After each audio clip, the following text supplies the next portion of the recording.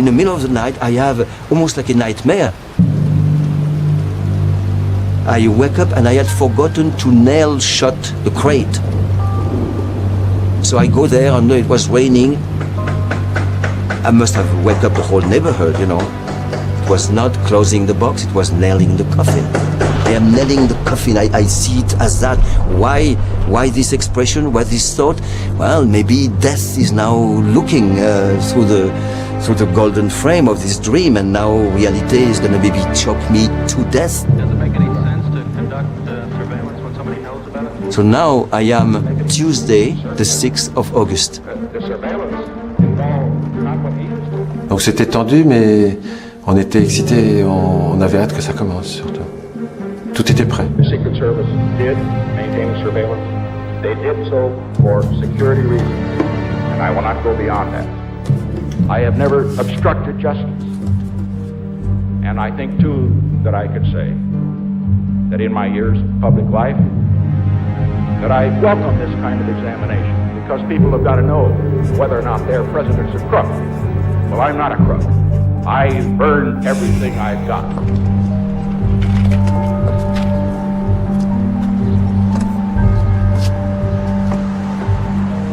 Everybody was getting more and more nervous, and finally we're all ready and said, okay, let's go. So we jump in the truck.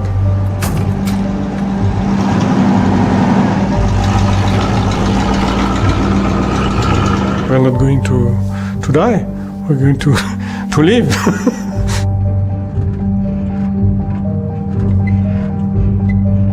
Je me souviens du silence extrêmement tendu qu'il y avait dans la camionnette.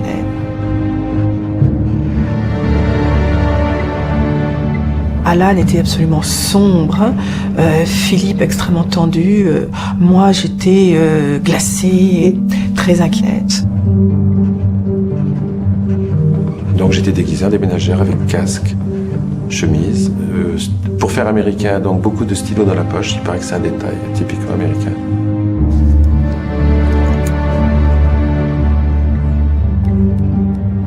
I was going to be on the crew in the South Tower. We were going to go at closing time with a big hamper with all the gear in it. And there were going to be some guys in the North Tower dressed for business with much less gear, an architect's tube, and I believe that was holding the bow.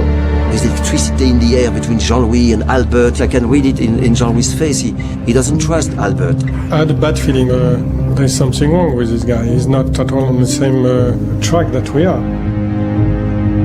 Fear was in the air. I assumed that even in the best possible situation that we were all going to be arrested. There was no doubt of that.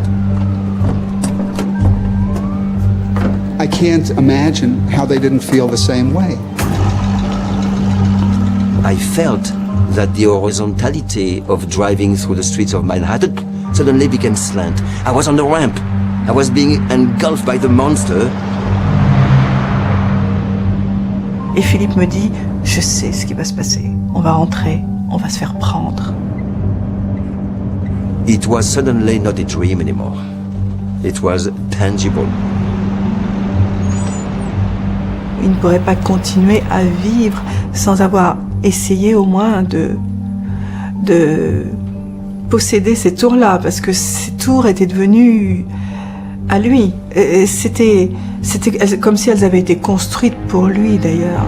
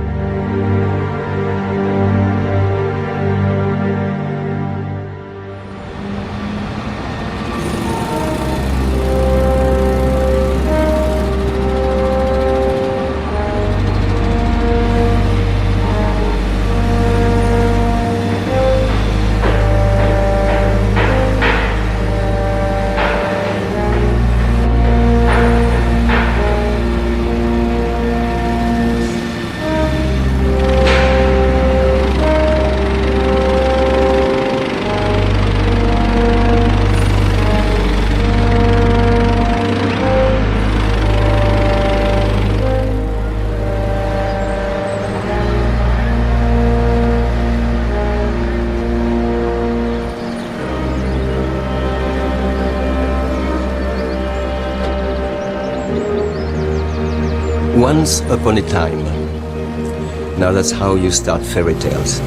And actually my story is a fairy tale.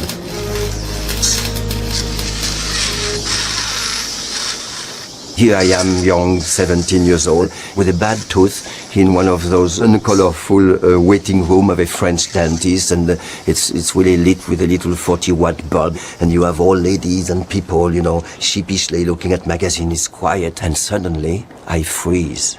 Because I have opened a newspaper at a page and I see something magnificent, something that inspires me. I see 2 towers. And the article says one day those towers will be built. They're not even there yet. And when they are, they will become the highest in the world. Now I need to have that, this little tangible start of my dream.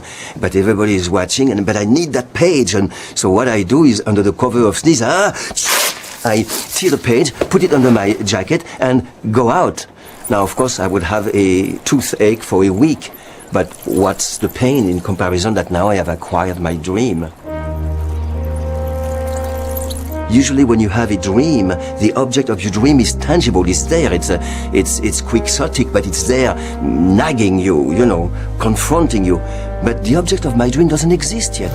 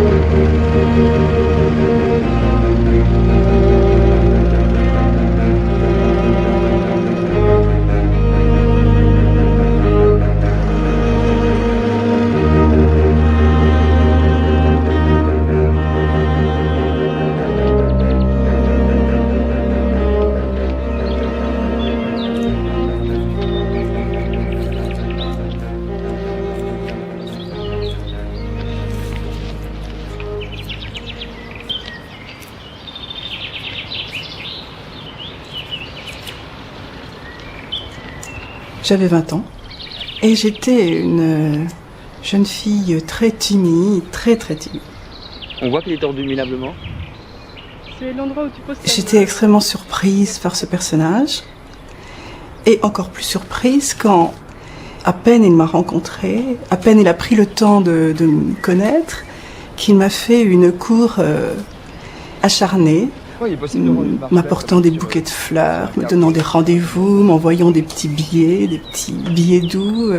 J'étais complètement surprise, je me sentais totalement envahie, harponnée, c'était vraiment ça. Et il a commencé à me présenter son fil, un fil installé au fond d'un jardin. Et je passais des heures à le regarder marcher. Il n'avait pas encore beaucoup d'expérience, il était vraiment au début de sa vie de funambule.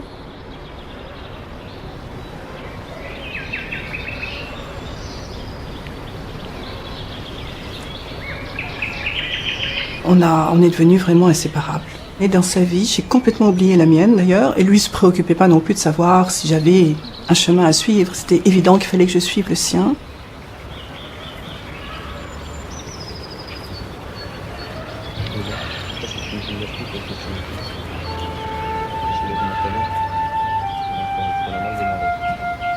Annie, who knows me better than everybody. Annie, who was at my side during my discovery of the wire, whose large green eyes move me. When we embrace, we look like 2 kids plotting our next piece of mischief.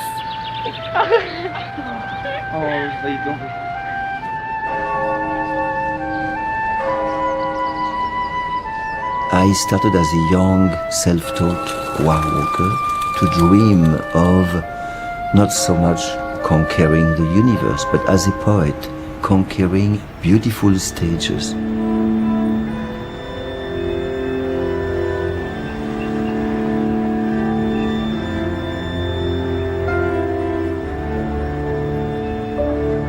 One day he said, I really would like to put a wire on Notre Dame. And first day I thought it was a joke, but in the meantime I knew that there was something a little bit real about it. And then we started to talk more and more about it. And then we started to plan it. It took about a year to find the right way to do it. Jean-Louis m'avait immédiatement dit que c'était illégal, oui. Donc je savais que c'était illégal et c'est ce qui évidemment m'excitait un petit peu. Mais illégal, mais pas vilain, pas laid, quoi. C'était magnifique en fait. Can you imagine, you wake up in the morning in the city and all of a sudden you see a highway walker between Notre Dame? It's a dream.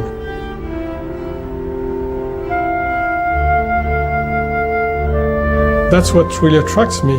It's the challenge part of doing something that's supposed to be impossible, and in the meantime doing something that's so beautiful that not only doesn't hurt anybody but gives something to somebody.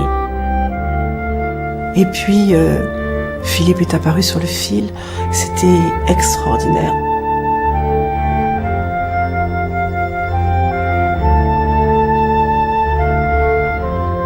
Et je rentre toute excitée et je me trouve là et je me penche sur la nef et je vois qu'une immense cérémonie avait lieu dans Notre-Dame. Et il y avait là une dizaine de prêtres habillés tout en blanc, les bras en croix, ils étaient couchés sur le sol, la tête contre le sol. J'étais sidérée, silencieuse et bon. Et l'organisme me dit, mais qu'est-ce qui se passe? Qu'est-ce que vous faites? Et je lui dis, mais il y a un funambule là-haut, il y a un funambule dans les tours. Oh, et ce monsieur me regarde d'un air charmant, tout émerveillé, il me dit, ah bon, un funambule? Oh, mais c'est extraordinaire.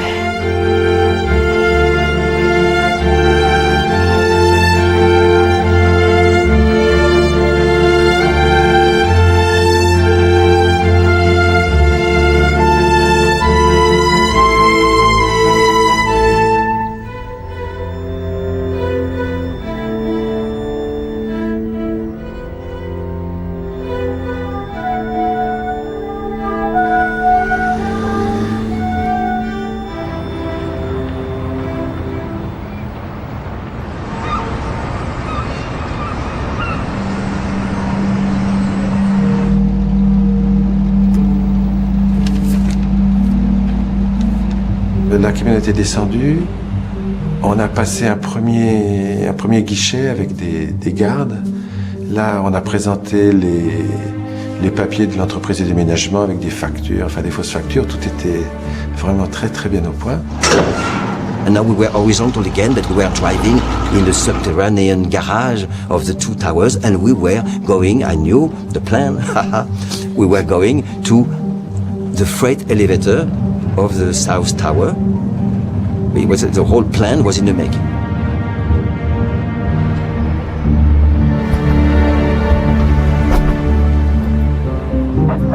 The basic plan was very simple. We had ID cards, so it was just a matter of just kind of pushing our way through. Once we'd gotten in the buildings, it was pretty smooth sailing.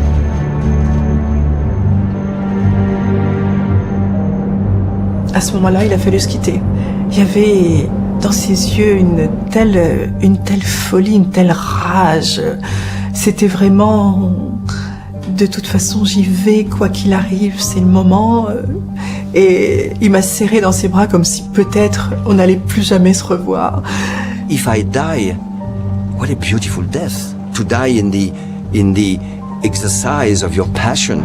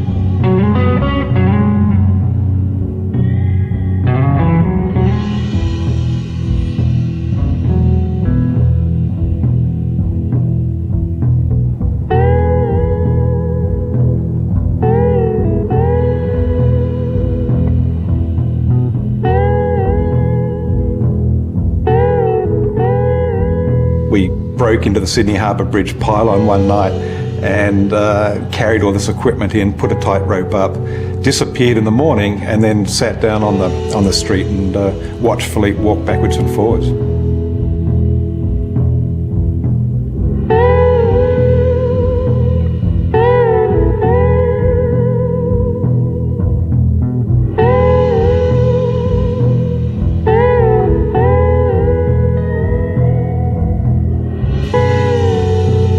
The fact that the wire walking activity is framed by death, it's great, because then you have to take it very seriously.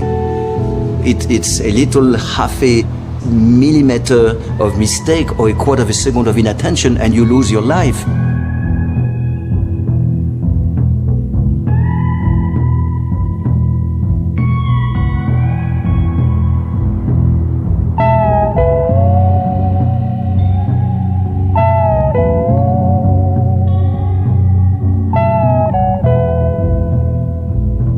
This is the Sydney Harbour Bridge and the traffic was backed up. The police came, of course, within minutes.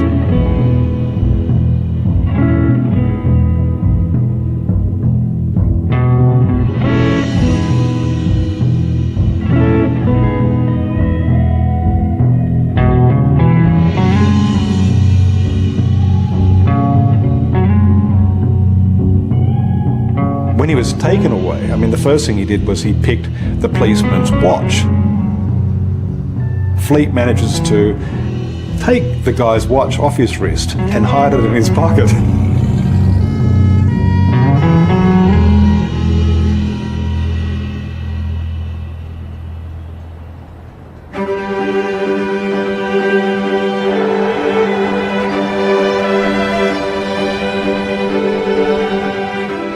These twin towers are trotting in my head. Elles trottent dans ma tête, you know, and galloping in my brain.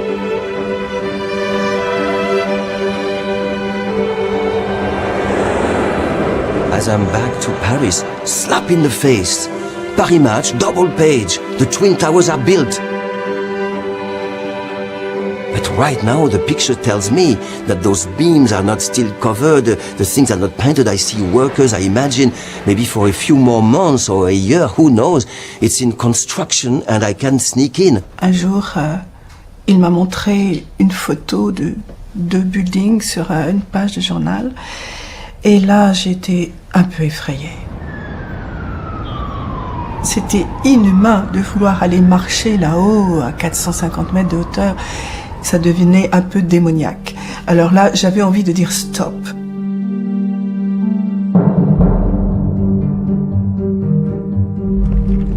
The plan was for me to bring all my equipment to the 82nd floor, which was Barry's hiding place. There was one in each tower, the same floor, and to put all the equipment there using the freight elevator saying delivery for 82nd floor.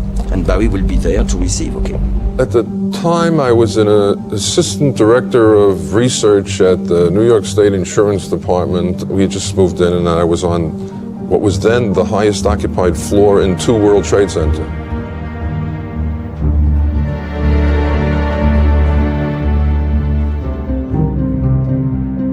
I knew there was going to be a team in each tower and that the stuff was going to be delivered to me and then it was going to be carried up, would have been 28 floors. The operator of the freight elevator had not completely heard the foreman shouting 82nd floor, and it was clearly on our delivery bill and on all the package. He asked to the group, what floor again? Right there. I think this is it. And I said clearly 104. So, okay, whatever, watch your hands, and clang, the gate clanged shut.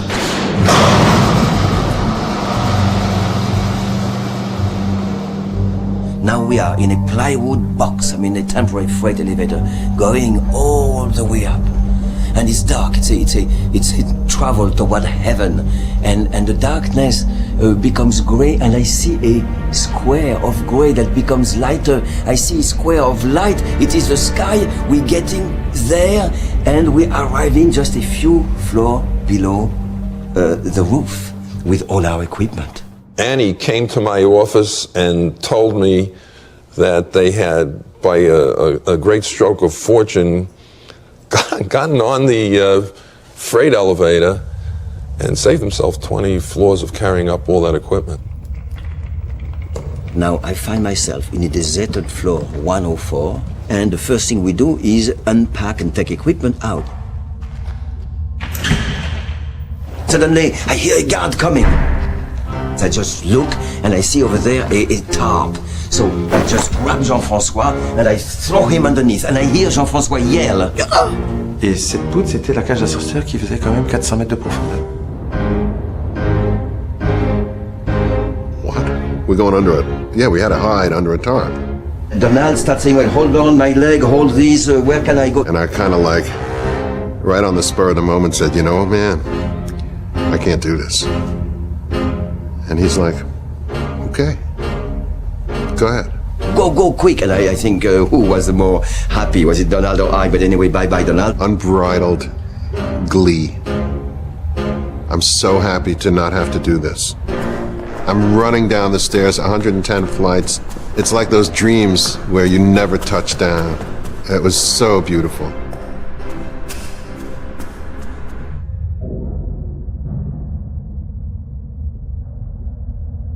So here we are under the top, frozen to death. I don't have to murmur to Jean-François, don't move. He feels it in our body connection. And now the guard comes. Has he seen us? Has he heard us? Has he seen the tarp move?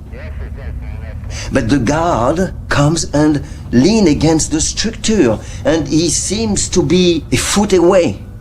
And I hear the cracking of his walkie-talkie, and I hear he takes a cigarette, and the sound grows up now of the lighter and of this first puff, the burning of the extremity of the cigarette, and he seems to be almost leaning on my ear.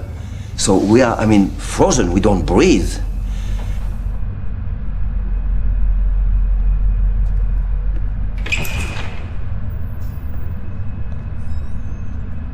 We wait for 6:30. So we start to climb. We saw nobody in the stairway, there is nobody underneath the roof. It seems pretty safe.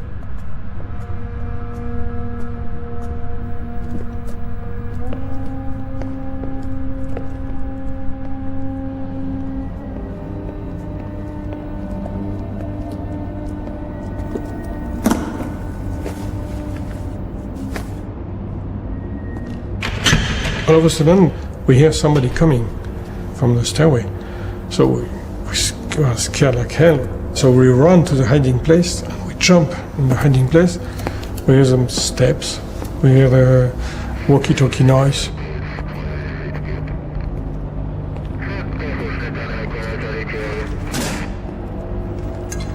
The noise were very confusing. Sometimes you don't hear the guy for 10 minutes. So you think he's gone. All of a sudden you hear him coughing, or you hear a talkie-walkie noise, like he's right next to the hiding place, so we could not talk.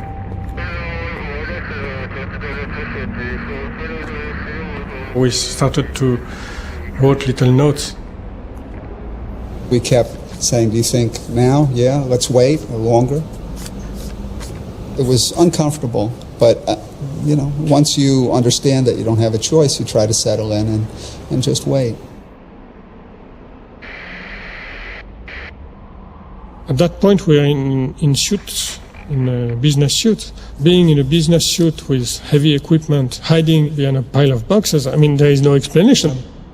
If we are caught at that time, that was it.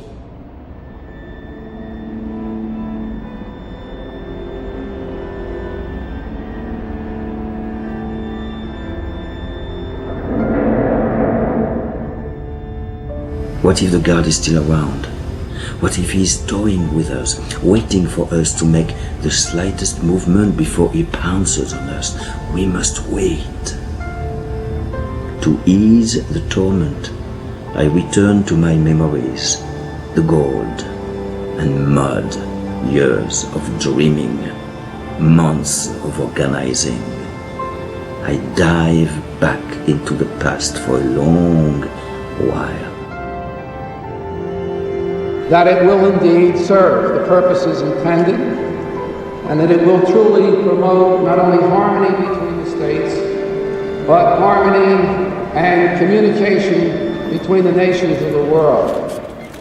It was in January of 1974. I climb on the roof of my little house and I scream, I'm coming to America!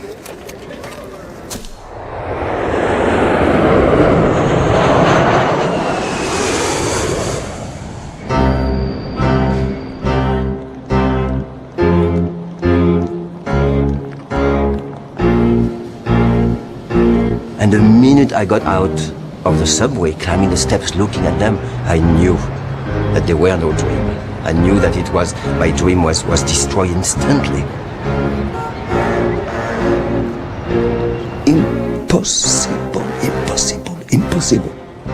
It's clearly impossible, not only to walk across this, I probably hardly thought of it, but to bring almost like a ton of equipment secretly, to rig a wire for hours, to guideline it. It's clearly out of human scale.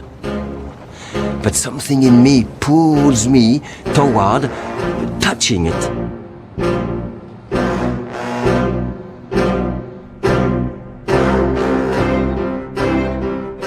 That's when he spoke to me about his project. He said, well, I want to string a wire between the two World Trade Center towers. I said, okay, sounds wild.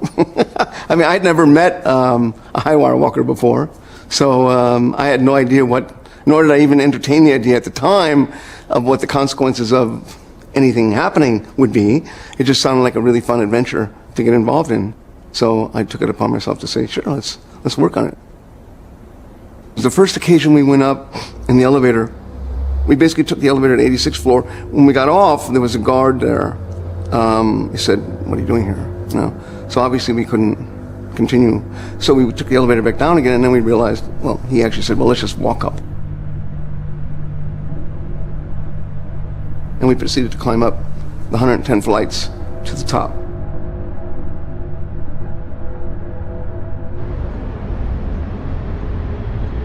We are at the top of the world. I see two slabs of concrete, barely inhabited with some construction, no fence, no net, no nothing, and I am frozen to death. I see the other tower and I imagine the void, and if I were to run on this slab, I will just fall to another life.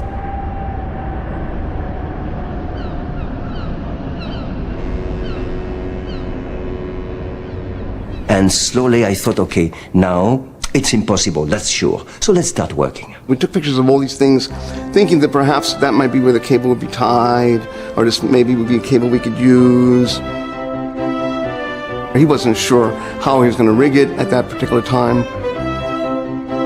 I decided in the staircase to draw a little fresco, as if I needed some tangible proof to show me that I was going through different steps and approaching the impossible of actually finding myself on that wire.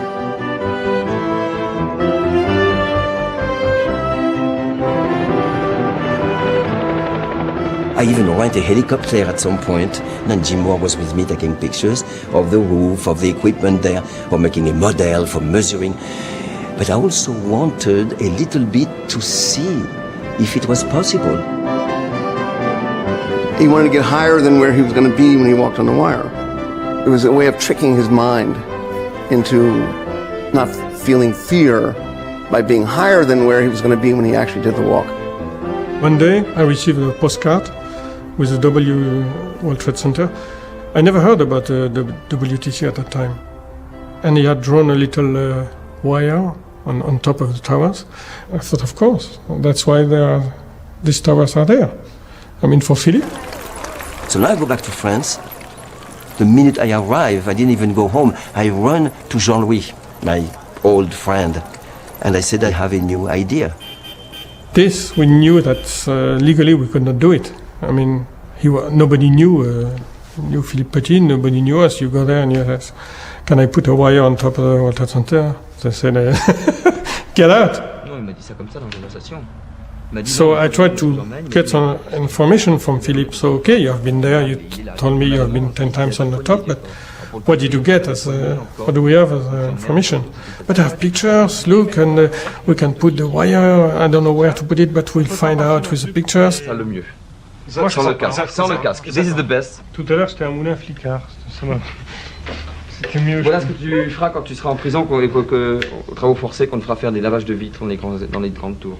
I started to do a little recap in my head, and I found out we had nothing. He's not driven by the impetuous feeling of dancing between the towers. He is driven by, I'm going to help Philippe, I don't want to help him to kill himself, and I don't want to be caught there, and we want to succeed, we don't want to fail. So for plenty of reasons that are actually noble and understandable, he becomes almost we're fighting a lot on you don't have enough elements, Philippe, to build up a serious plan. So now I go back, and it's the second visit to America. Now I spend my time spying on the Twin Towers with all my might. I go day and night, I note things, and I fill the exercise books with all those notes and little doodling, and I look at what commercial vehicle go underneath for freight delivery. I go in, I find a way at lunchtime to disguise myself. And out here, the workers seem to arrive in normal comes, meaning So at some point I am so much into taking notes as a spy around the towers, I don't see, it's a construction site, I don't see one nail sticking out of one plank. So right there, the big nail goes through my soul. 3 days in bed. So here I am with crutches, thinking I am incapacitated. No, it's the opposite. It's wonderful. A human being with crutches, the universe is his. The guards, help me, can I help you? Let me hold the door. People, sit down, take your time. Nobody asks me for an ID, nobody says, what are you doing here? It's fabulous. So then now, even though my feet is about to be repaired, I use the crutches a lot. Okay, and sometimes you would see the man leaving his crutches and running around to measure something and coming back and being with crutches.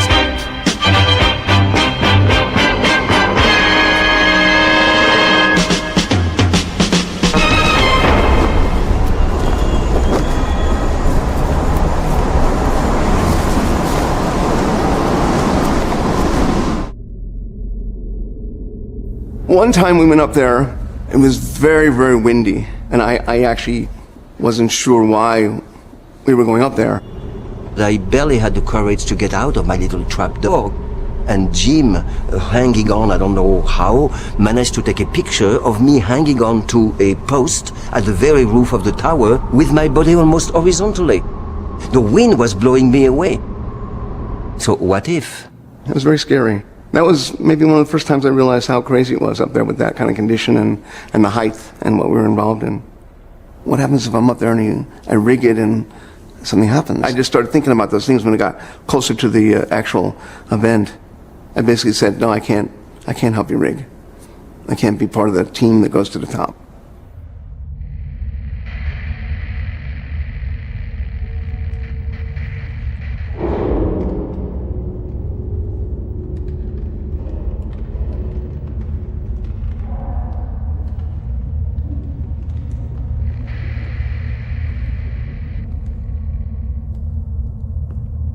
Here we are, underneath the top of the World Trade Center, under a tarp.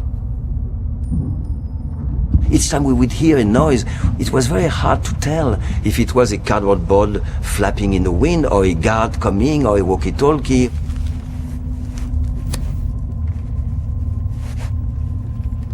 I drill a little hole with a paper clip, and I enlarge this hole in the canvas with the conic end of a ballpoint pen.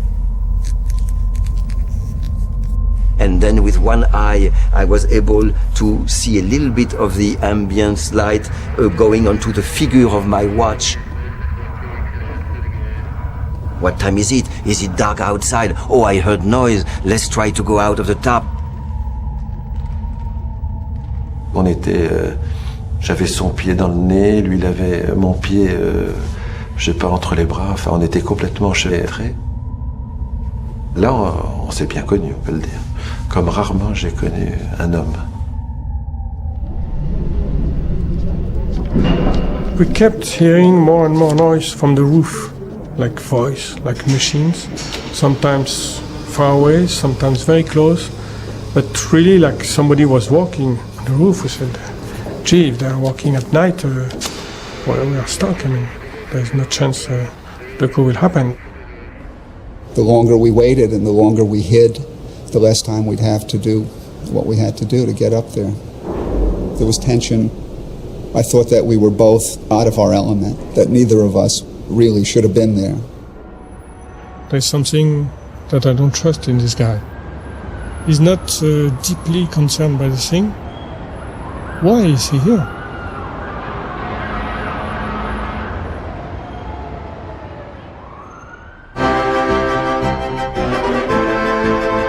When I finished university, I flew to Paris, and I caught up with Philippe. And he showed me this sort of extraordinary sort of diagram and this photograph of this building that was being constructed in New York. This is a big one now. In the world, big one. You know, I looked at this huge tower, or towers, and Philippe was just so enthusiastic about doing this. So I became, I guess, one of the first members of the team. Voilà. Quand je vois un petit, voilà, on a...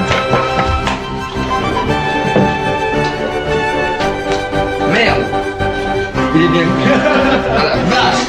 Ah la vache!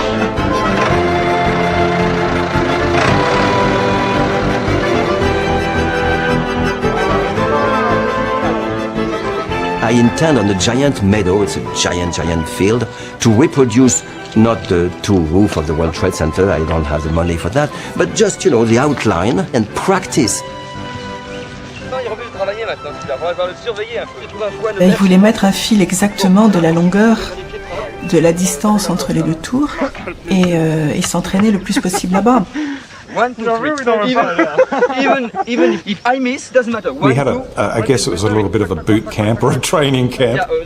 Essentially, we spent time there conceiving, designing, trying to work out how to make this thing work from every aspect.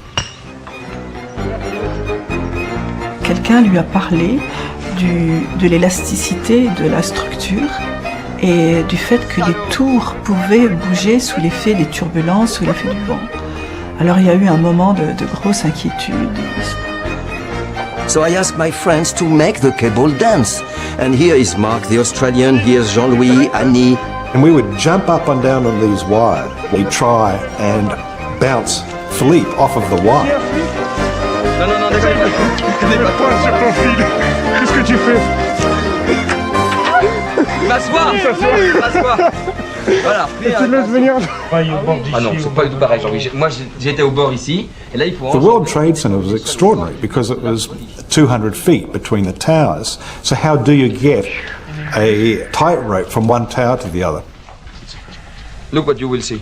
You like that? We have to find a way to throw something.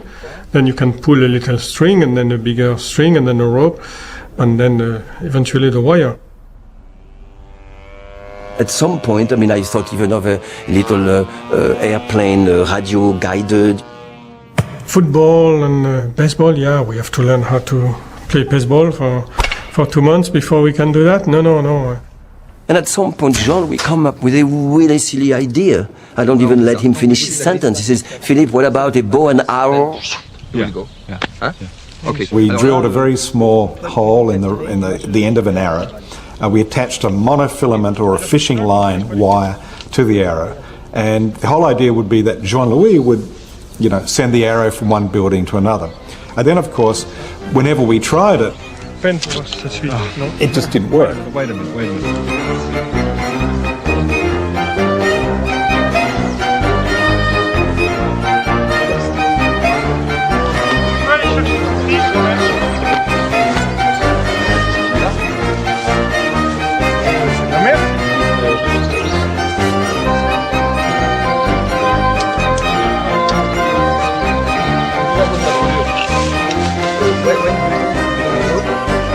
It's pretty useless.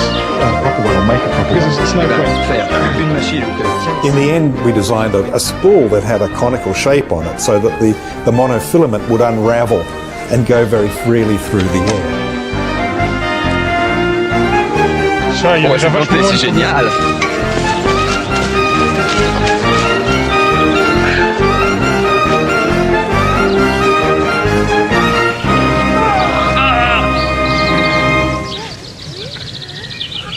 C'est bon, regarde. Hey, juste, right, exactly. Non, ça sera mieux que rien, ça.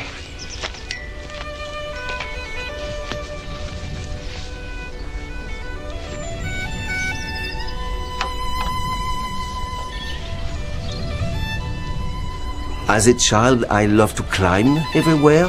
I let the psychiatrist decide why. Maybe I wanted to escape my time. Maybe I wanted to see the world from a different perspective. And I was an explorer at heart.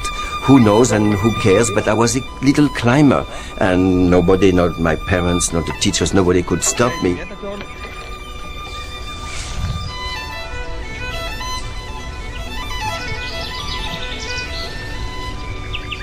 I heard about wire walkers. I was described how they are magnificent men and women walking in thin air. And I thought, well, that's nothing. With my ropes, I do that.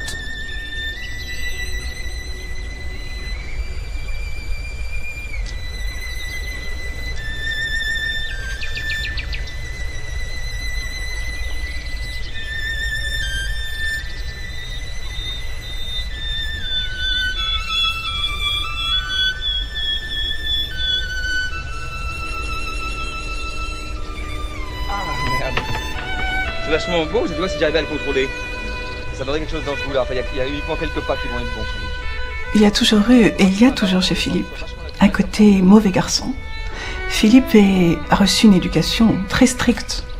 Donc, bien sûr, il n'ira jamais très très loin dans l'illégal, mais c'est pour lui un plaisir, un immense plaisir de se permettre comme ça certaines libertés.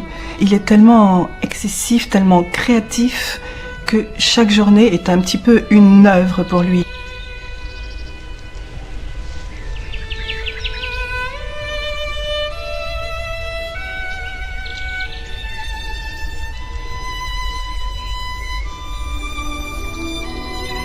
Pour lui, c'était le côté excitant de cette aventure, c'était d'abord, avant d'être un très beau spectacle,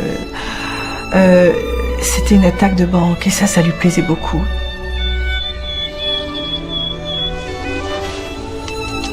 Oh non. Because it's not...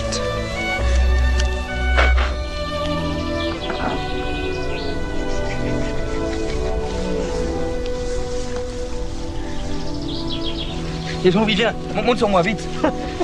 Plus vite, plus vite.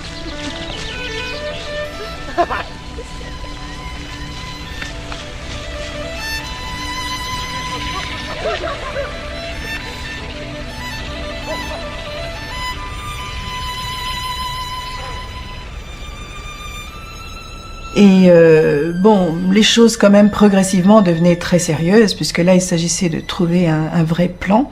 Et les disputes entre Philippe et Jean-Louis ont vraiment commencé. Oui, mais Marc said, if somebody opened the door in the stairs and see a very serious man, dark, taking big materials, this is no good.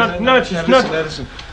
In the stairway, we can be discovered by anyone. Dans l'escalier, on peut être découvert par Now, so we have to be a combination of a workman and an office man. I think this is perfect. This is perfect, and this is no good.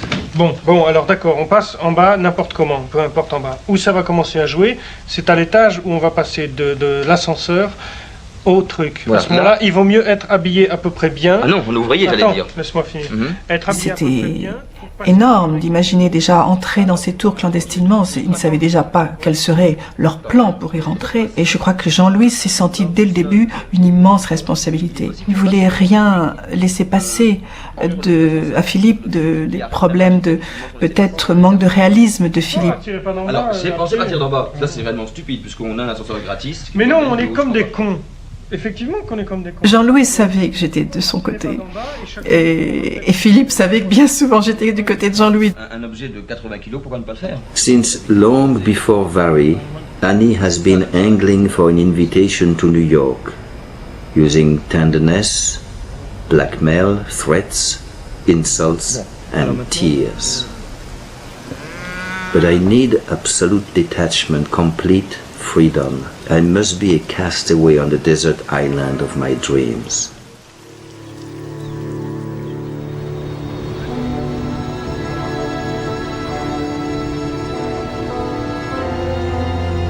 Philippe and I travelled to New York together, and I remember looking out through this hazy airplane window and seeing in the far distance the Twin Towers. We'd come all of this way, and this was what we were here for. Metropolis, France's #1 journal of urban planning. We are preparing a feature profile of the workers who are presently constructing the World Trade Center in New York. Our credentialed reporter, Philippe Petit, kindly requests your cooperation for this article. He told me he was a French journalist, and it was just not normal for me to say, show me your credentials, if you would. He was going to write a story about the World Trade Center for the French newspapers, and he had 2 photographers with him, and I thought that was pretty good publicity. You completely trust the building yourself? Is it safe up there? I mean, like tumbling down, falling down or something? No, I'd say.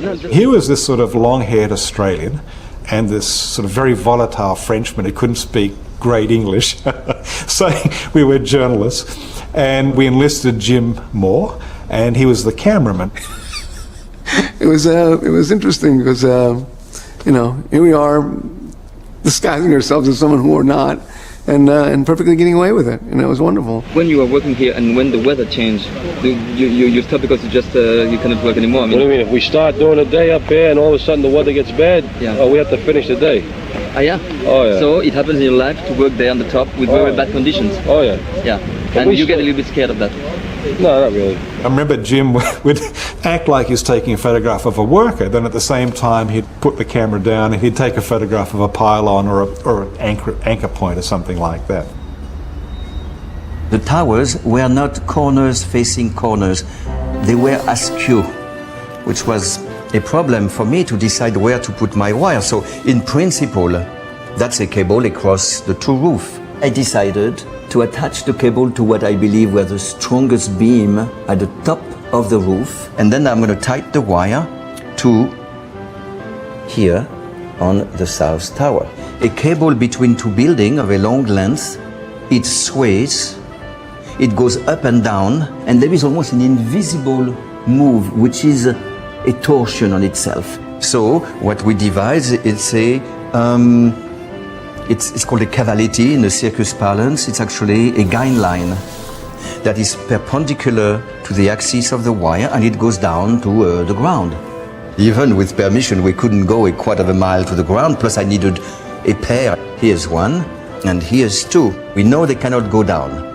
So the solution was asymmetric rigging, which is like this. Here's the first attachment. Each cavality had 2 legs, a short one and a long one. So this is what I decided was the best for the situation. And now I am preparing for le coup. We are going to do it. I arrived Saturday, and the coup is due on Monday. He's more and more ready for the coup, but the coup itself is not ready. And I was very frustrated about that. I knew we had to act quickly, and I knew we had nothing. Jean-Louis wants to know, so have you done this that I asked you to do, and what is my answer about when the garden? And I don't satisfy him with my answer. So he attacks my non-preparations when actually I feel that I have prepared immensely.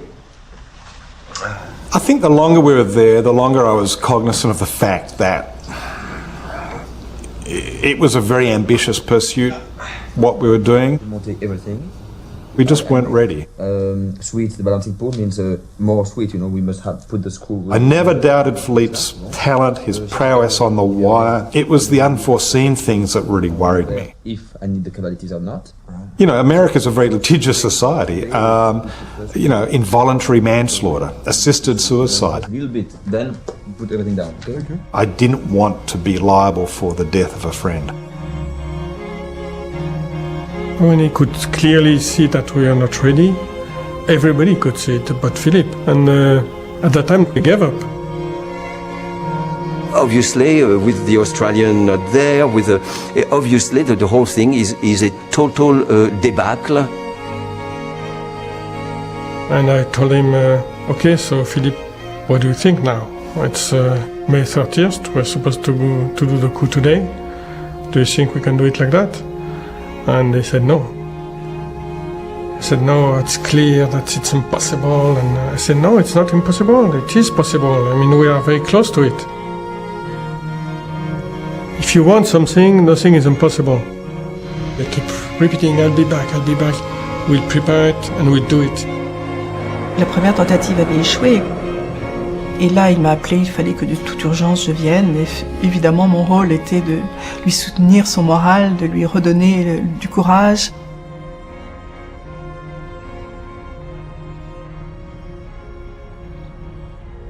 Et voilà, donc c'était toujours essayer de comprendre ce qui se passait dans sa tête, encourager.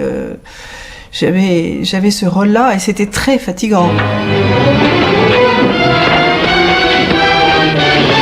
Il regardait la télévision, une partie de la nuit parfois, et il ne regardait que des séries policières, des attaques de banques, des histoires de gendarmes et de voleurs.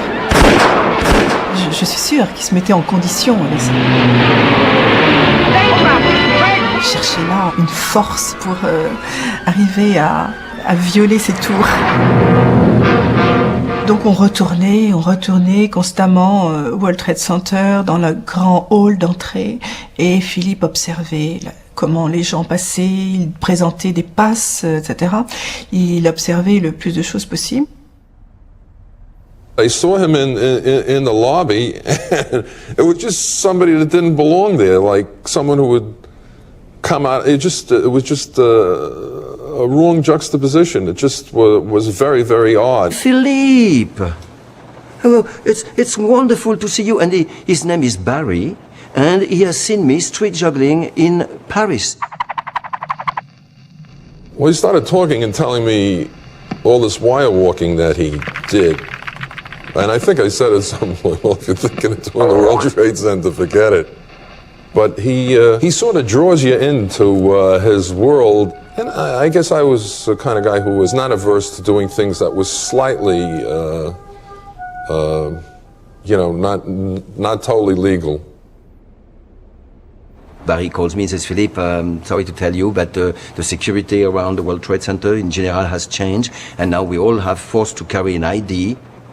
But I happen to have mine freshly unsealed from the envelope, and it will not be too much trouble to abandon it in your hands for a few hours. He did this incredibly artistic, perfect job of copying it and getting an ID card with his own picture on it.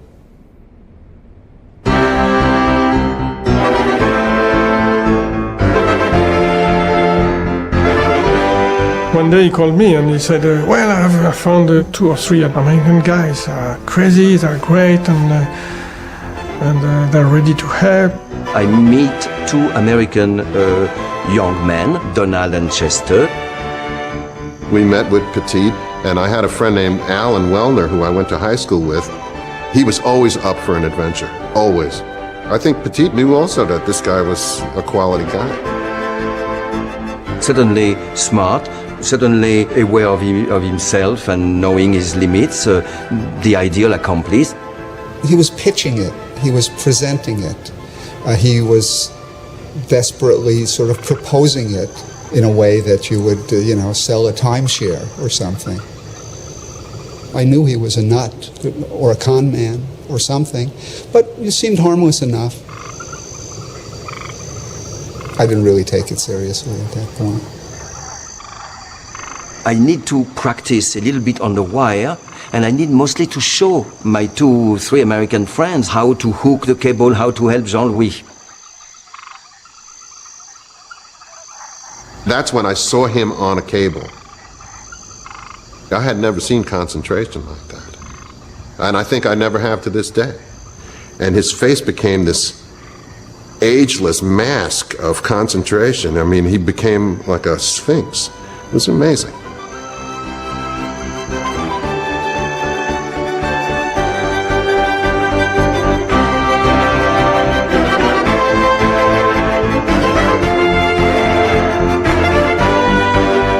He did it beautifully and calmly, and he just did it, in fact, literally with his eyes closed. It was just what he does. Everything he told me was true.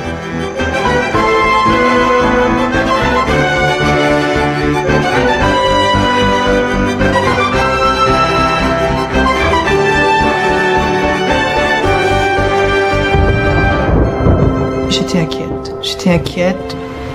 L'équipe comprenait des gens qui n'étaient absolument pas fiables.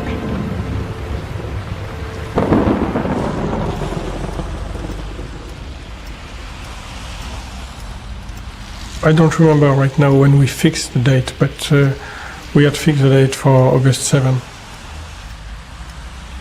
Et Jean-Louis m'a rappelé donc Notre-Dame et il m'a dit que c'était à peu près pareil, que c'était la même aventure, mais que c'était à New York, au World Trade Center. Mais il m'en a pas dit beaucoup plus, il m'a juste demandé si je voulais venir ou pas.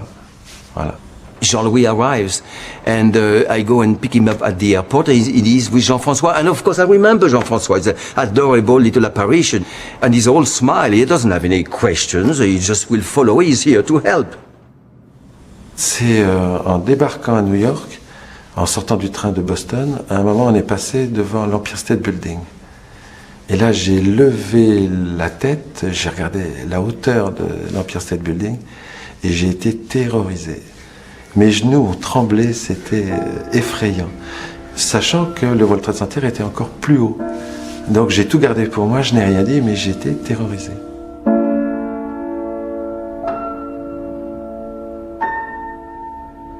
When I was a boy, I dreamed of Philippe Marlowe. He took me as his... Quand Jean-Louis est revenu, la tension a monté énormément. C'est devenu insupportable. C'était le problème de l'équipe.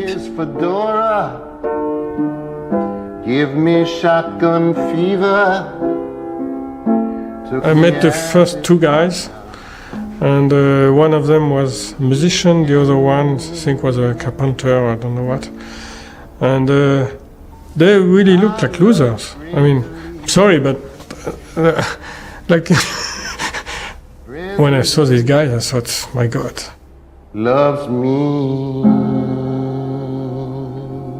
La dernière soirée avant le coup, ils sont arrivés dans l'appartement dans un état lamentable.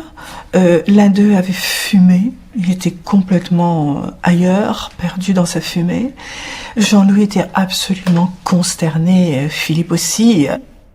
It's likely I was probably had been smoking pot.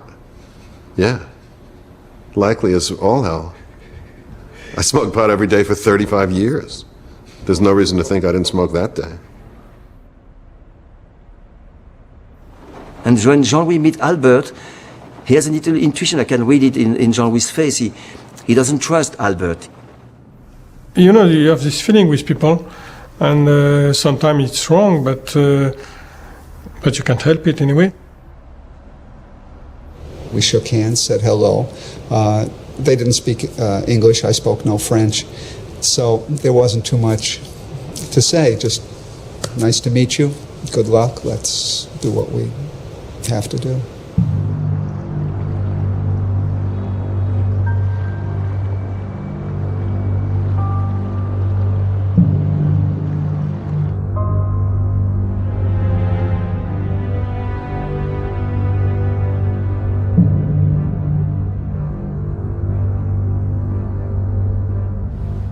When I felt that the whole floor finally was silent and the darkness is there, I venture out. Imagine staying 3 hours on a beam. You cannot walk. You need re-education. A normal human being staying completely unmoving on a beam for 3 hours cannot walk.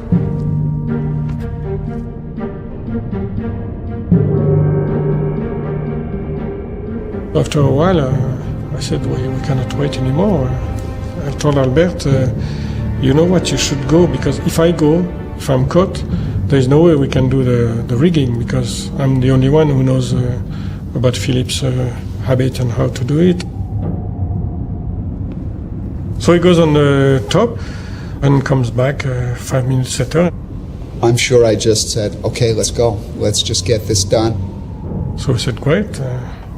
We don't know what this noise come from, but let's go. And now we moved and we go for the most important equipment.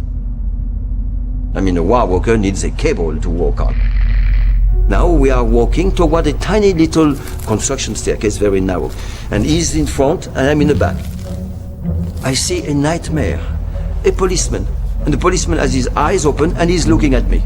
Et il y avait quelqu'un qu'on n'avait pas prévu, qui était là, justement, sur un bureau avec une petite lumière. I decide to hold him. But hold on, he's pushing me. The same way I am holding him, the same way he's pushing me. What is happening?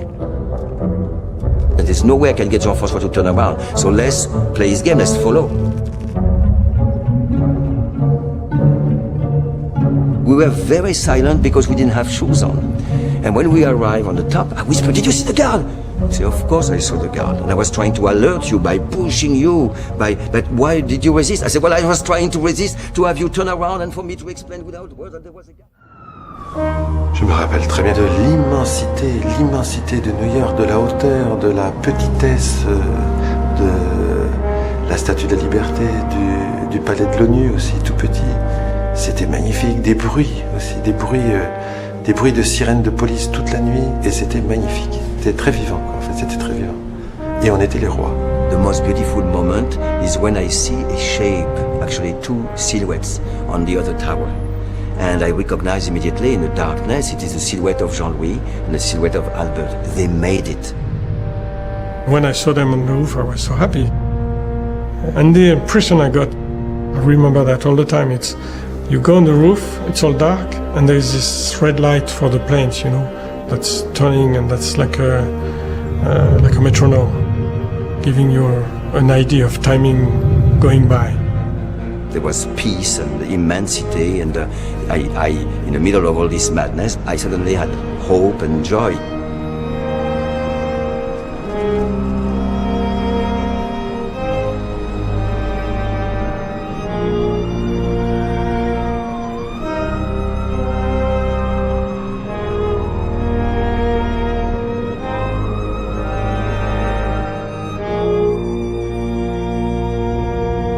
So I put, like a bat, actually, I put Jean-François upside down in that little staircase opening, just his head showing.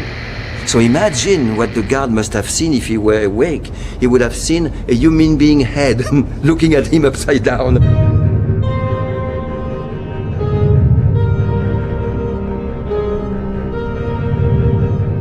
First thing I did, I prepared my bow.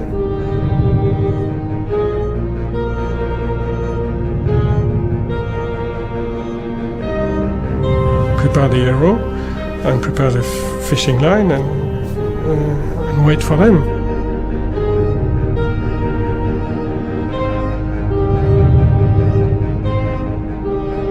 So there was a signal for Jean-Louis to say, "I am ready to shoot." And there was a signal for me to say, "I saw your signal, I am ready." And I'm going to count till 10, and then he will shoot. But there were no signal for "I am not ready." I had not thought of that. And I was not ready. Finally, they give this big signal. "I am ready."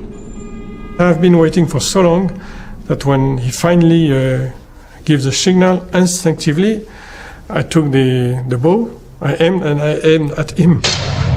And he was almost at the edge of the building. I go hunting for the arrow.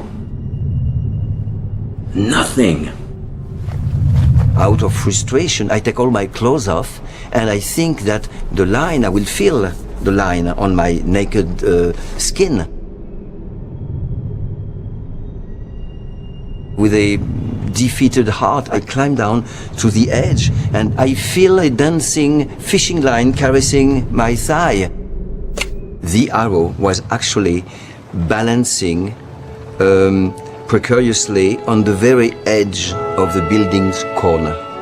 A little blow, and it was breezy, would have simply make it fall.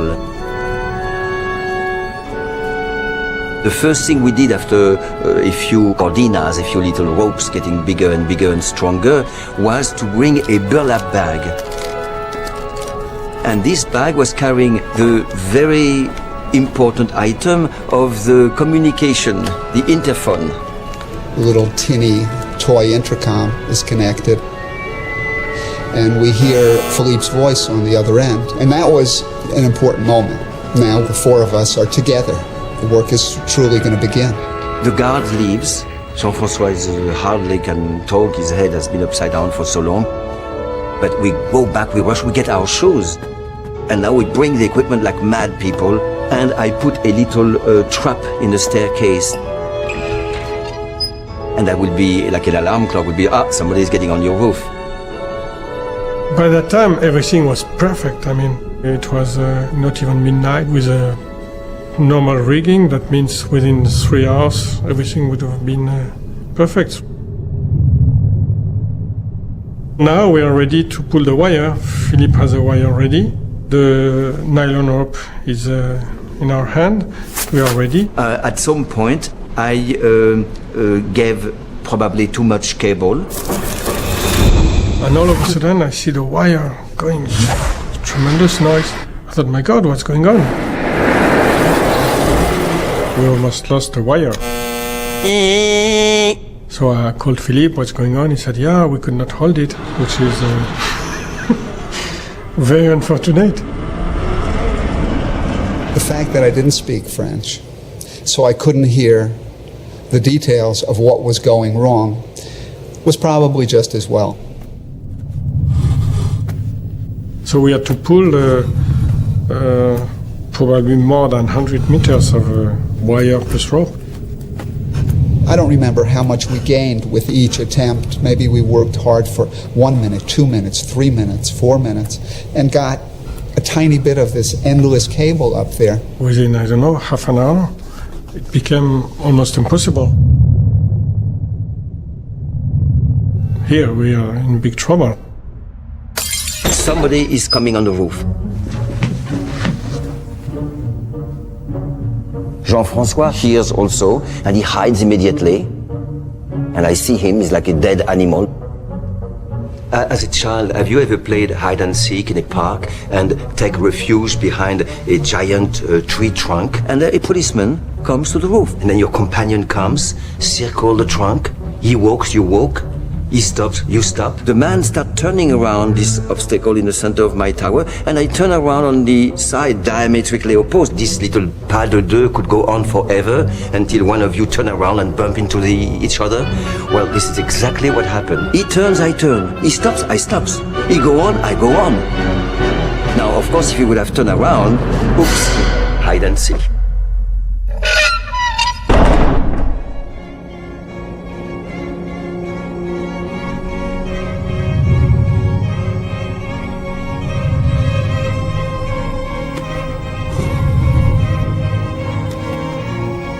Albert was starting to give up, to argue, to say, no, I don't want to do this anymore, it's not possible, we're not going to do it. It was clear we weren't going to get this job done, but there was no arguing with him, and there was just, it was useless. He was just going to go ahead regardless. It's impossible that he thought we were going to be able to rig this before daylight. Imagine being after this months of preparation, this months of all that, and finally being on the roof, and having to stop because the wire is like that. I mean, at dawn, I assumed, well, the jig is up. We did the best, and now, let's get out of here.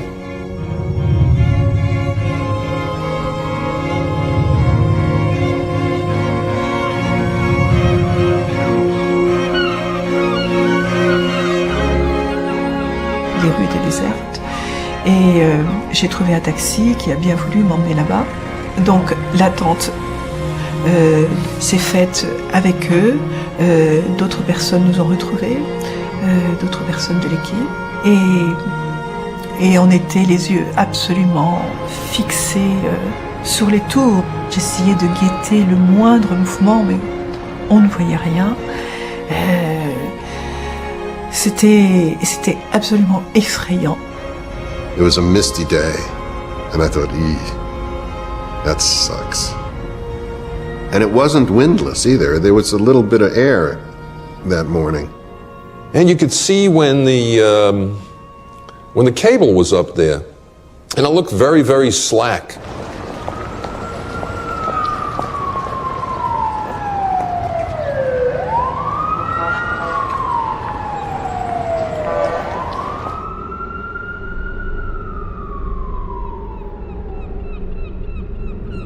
I pulled like crazy. Finally I got the wire. For some reason, the last meter was the one that came the easiest. Despite the abandon of his co-accomplice, Jean-Louis has his last communication almost was, Philippe, I did it, I've got 2 clamps, we did it, the cable is anchored.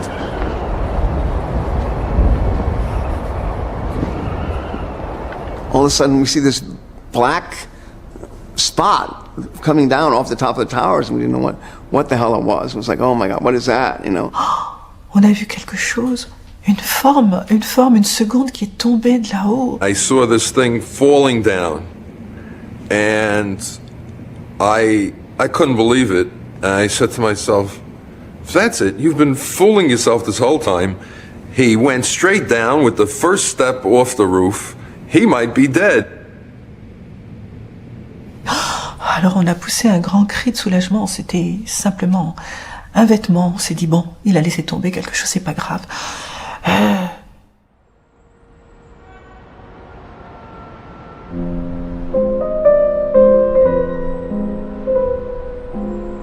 On the top of Philippe's roof, there was the big wheel of the machines. So as soon as the elevator would move, we would see the wheel starting to turn.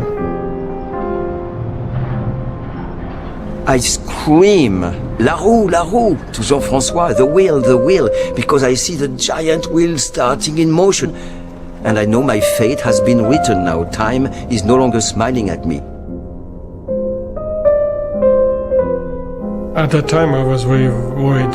I think the first time I was really scared. Oh my God, he's exhausted like I am.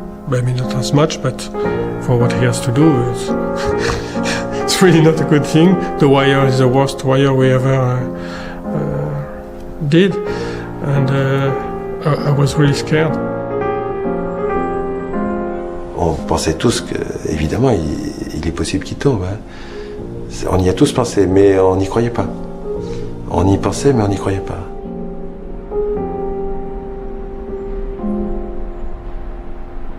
And I had to make a decision of shifting my weight from one foot anchored to the building to the foot anchored on the wire.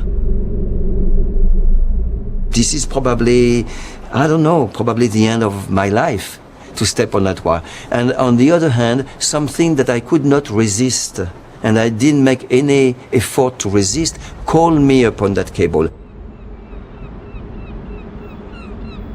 And death is very close.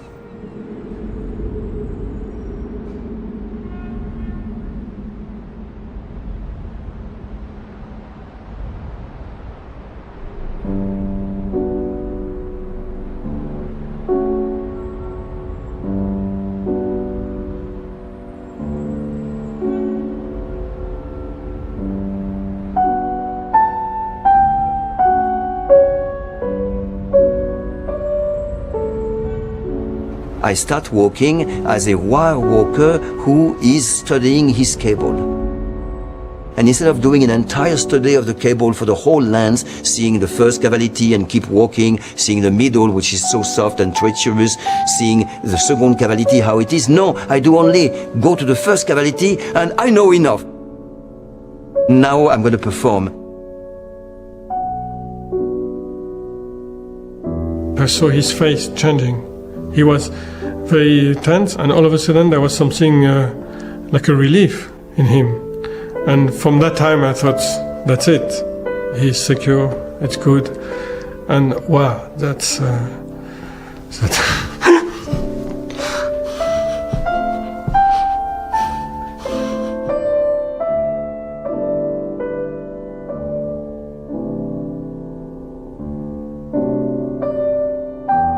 J'ai vu Philippe.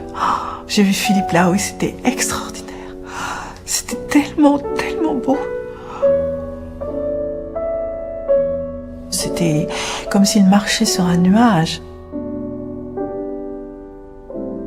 Et il y a eu des moments extraordinaires. Il s'est couché. Et ça, c'était l'extase de voir cette image de Philippe couché là-haut.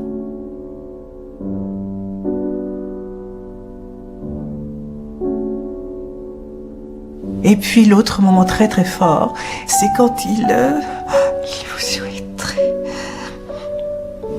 C'était tellement beau. Et quand il s'est agenouillé, il y a un moment où il s'est agenouillé et il a salué.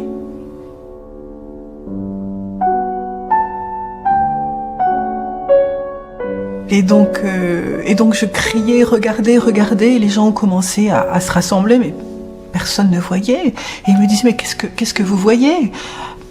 Et je leur disais, mais un funambule, regardez, un funambule, il marche, il marche. I sit down on a wire in one of my crossing, and I did something that amazed people. I actually look all the way down to look at something that I will never in my life see again. So I can tell you, and yes, probably it's a lie, but to me it's not. I heard the crowd. I saw the crowd. I hear them murmur.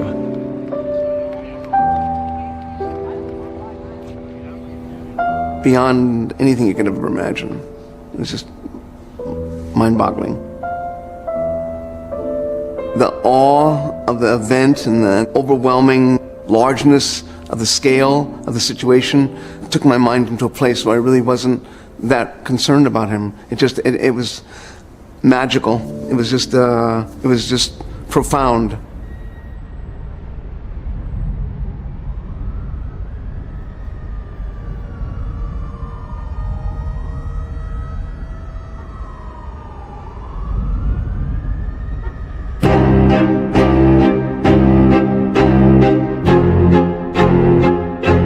Officer Myers and I observed the tightrope dancer, because you couldn't call him a walker, approximately halfway between the two towers. And upon seeing us, he started to smile and laugh. They don't know how to react to a daydreaming wire walker laying down and dialoguing with a seagull, so they were really mad. Philippe a fait des provocations, bien sûr, puisque c'est son travail, hein, c'est son caractère en plus. C'est-à-dire qu'il se rapprochait et les gardiens voulaient le saisir, ou les policiers, je me souviens plus si c'était policier. Et là, à ce moment-là, il faisait demi-tour, donc devenait inaccessible, puisque les gardiens n'allaient pas monter sur le câble. When he got to the building, we asked him to get off the high wire, but instead he turned around and ran back out into the middle. Everybody was spellbound in the watching of it. When we observed to the fact that he wasn't about to come in because he seemed to be enjoying it so much, we mentioned the fact to his associate that if he did not come in, we would have a helicopter pluck him up off of the wire. At which time his associate spoke to him in French, being that he's a Frenchman. Philippe! You know? And he said, the police are going to dislodge you and you should stop. And I was madly enraged by that, but also it saved my life. There is somebody out there in a tightrope walk between the two towers of the World Trade Center, right at the tippy top. I personally figured I was watching something that somebody else would never see again in the world. Thought it was once in a lifetime.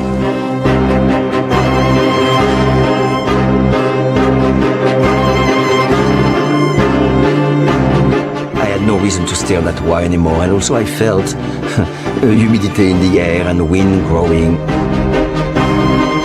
My friends later told me, you spent 45 minutes. They said, you know, you did 8 crossings. They grabbed me and they grounded me, handcuffed, actually hands in the back. I was thrown down the staircase, the most dangerous part of this whole adventure. I almost break my head on the narrow staircase that lead to the elevator. Well, we got it from the Port Authority that it took about 3 days to rig it up. I'd say it's about $1,000 worth of cable, and the rigging outfit itself, it's magnificent the way he did it. Did he say anything about why he was doing it? No. Why did you do it? I will explain. I will take the time to say. You know, why? And that was a very, again, in my way of seeing America, a very American finger-snapping question. I did something magnificent and mysterious, and I got a practical why. And the beauty of it is that I didn't have any why. Why did you do this? That's the thousand why in this morning. There is no why. I was then taken for a psychiatric examination by a psychiatrist.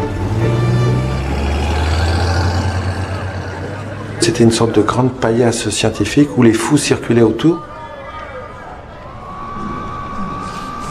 Et c'est toujours pareil, c'est qu'on est au milieu de vrais fous quand même. Et nous, on n'est pas fous, on est des vedettes. Alors, I keep asking for water because I was so dehydrated. And he said, when was the last time you drank? And I said, are you crazy? You're mad. I mean, do you know what I did? I danced at the top of the world. I am in the front page of all the world. The 300 journalists are waiting to talk to me. And you're asking me when was the last time I drank? You're completely mad. So he wrote, you know, the guy is completely normal and he's just very thirsty. Police took a humorless view of the act. They took Pettit and a companion into custody and finally decided to charge them with trespassing and disorderly conduct. The district attorney offered me a deal, and he said, Philippe, if you agree to do a little show, but you know, like juggling 3 oranges in front of 4 kids, but on camera, the New York news and all that, then we'll drop all the charges. So I said, sure.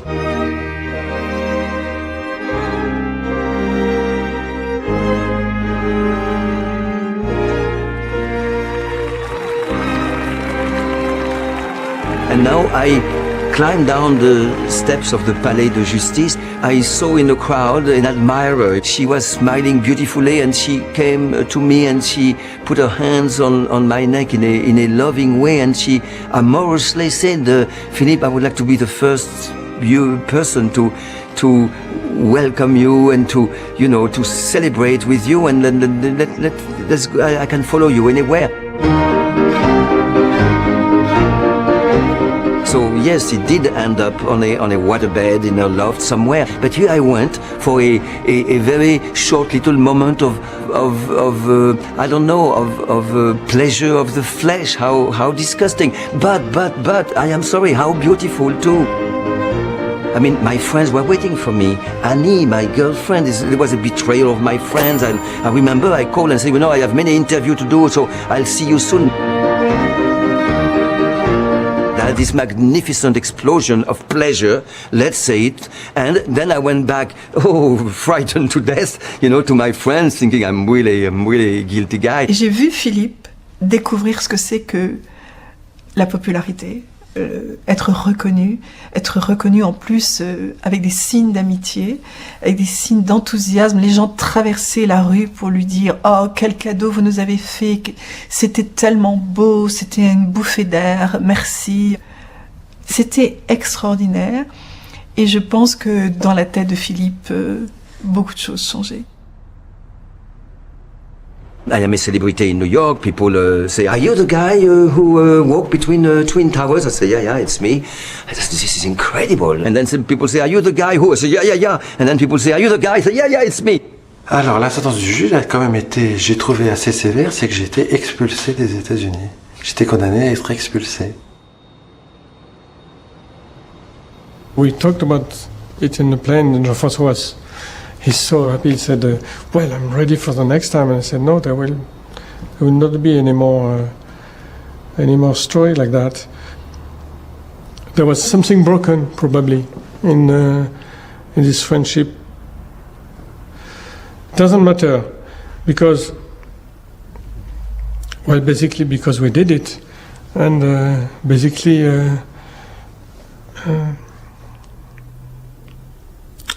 I mean, you cannot take away what happened. And yeah, what happened is that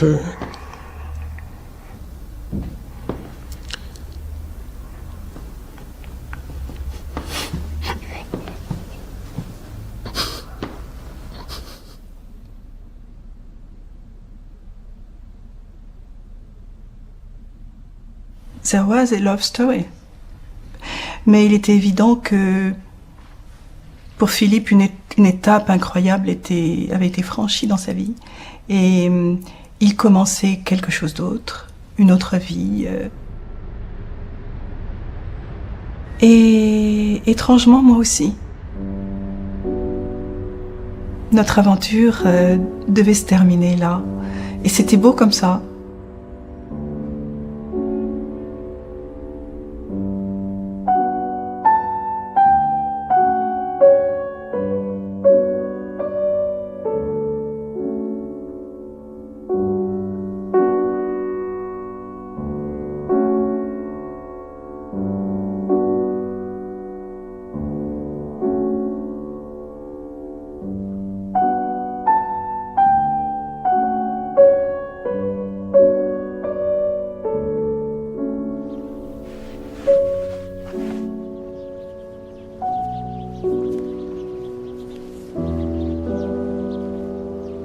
To me, it's so simple that life should be lived on the edge of life. You have to exercise rebellion. To refuse to taper yourself to rules, to refuse your own success, to refuse to repeat yourself, to see every day, every year, every idea as a true challenge, and then you are going to live your life on a tightrope.